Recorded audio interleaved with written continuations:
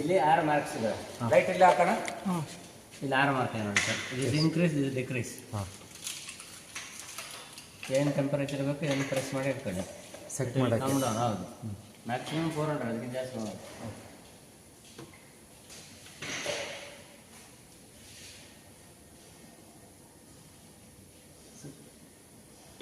Sir ಈಗ 169 ಇಟ್ಟಿದ್ದೇನೆ.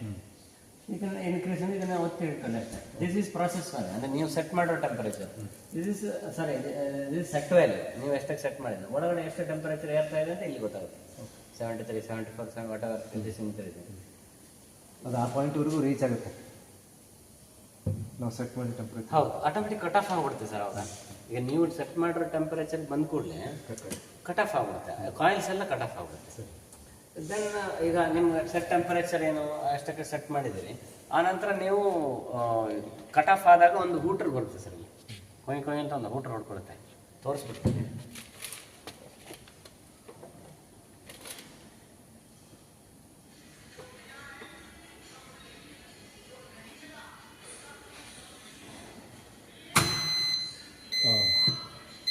Cut off ಆದಾಗ 2 coil cut off, automatic cut off ಆಗುತ್ತೆ. and it will stop on.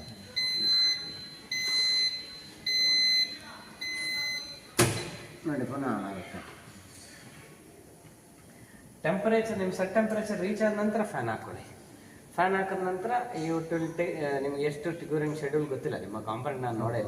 So ಅದು ಸರ್ಕ್ಯುಲೇಷನ್ಗೆ ಎಲ್ಲ ಕಡೆ ಈಕ್ವಲ್ ಹಾಟ್ ಏರ್ ಹೋಗ್ಲಿಕ್ಕೆ ಸರ್ಕ್ಯುಲೇಷನ್ ಇರೋದು. ಅದರ್ವೈಸ್ ಬೇಕಾಗೇನೆ ಅಂತ ಏನಿಲ್ಲ, ಬಟ್ ಹಾಕಬೇಕು. ಬಟ್ ಸ್ವಲ್ಪ ಗಾಳಿ ಜಾಸ್ತಿ ಇದೆ, that will adjust once we C ಇವರು.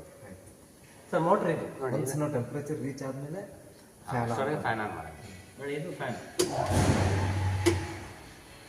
On off.